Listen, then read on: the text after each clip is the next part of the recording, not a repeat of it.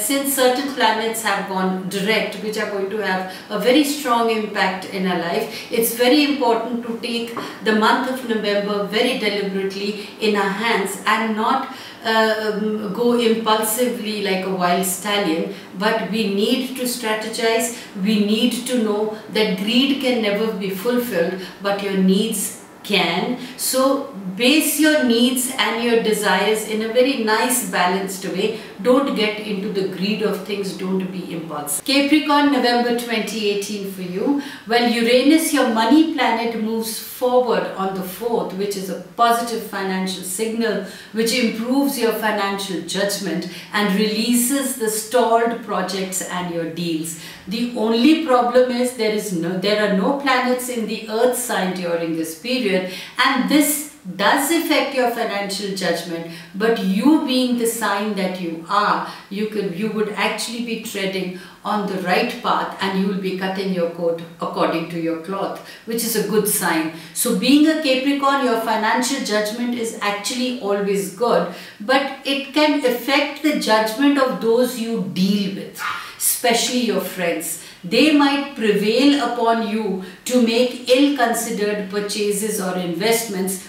Don't get carried away. Study these things more carefully. The grand trine in air all month enhances your earnings, but it also makes people unreasonably optimistic. When people are overly optimistic, they borrow more or could prevail on you to borrow more. I mean, see, it is something like, oh, the period is good, you will definitely make good money. Doesn't mean that you spend now. Spend only when the money is in your hand and you've made enough savings or reserves for a rainy day. That's the strategy. So since outside capital comes easily, there is a danger of overdoing things.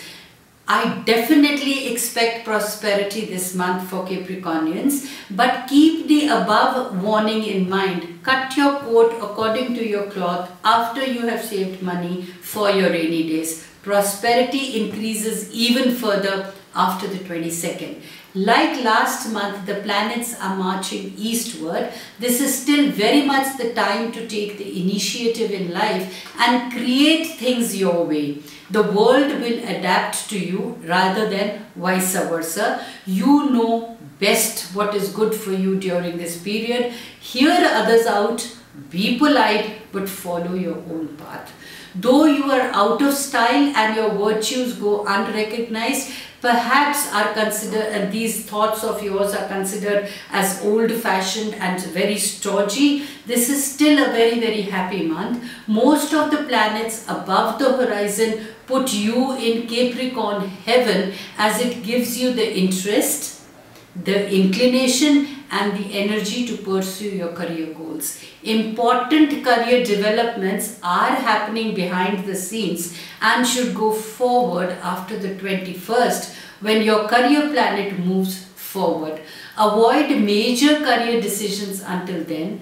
Use this period until the 21st to perfect your career goals, plans and your projects. Then move forward after the 21st. Career is enhanced through networking, being active in the organizations, knowing the right people and through upgrading your technology.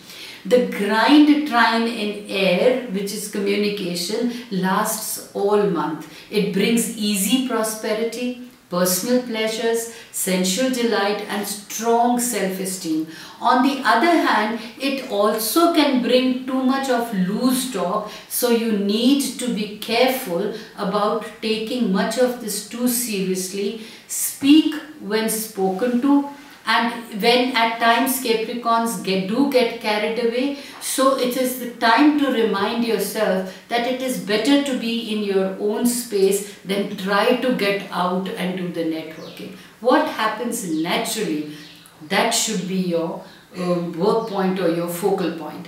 Love remains status quo, and I actually feel this is a very good signal because most of you are what you want to be in that department and have little inclination or little need to make any changes. A love affair but not a marriage can go forward after the 21st. Romantic opportunities you will actually encounter during organizations or group activities or parties, and there are chances that you may meet some very new interesting friends. And of course, for your best days, stressful days, your days of love and your money, you'll have to visit my website.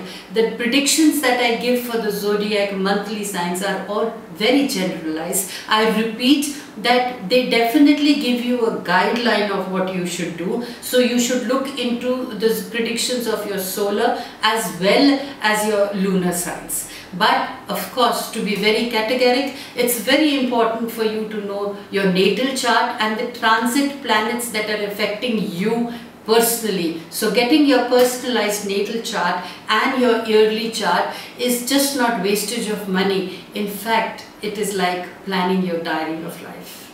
More often than not, I have actually seen that people do tend to analyze and realize and take a lot of caution while getting their natal and their personalized chart made or their yearly charts made, thinking that probably we are wasting time. Give it a small little thought. When we go out in the market, we tend to buy diaries that need to be fulfilled or of the next year, that these are the diaries that I require, where I jot down my thoughts.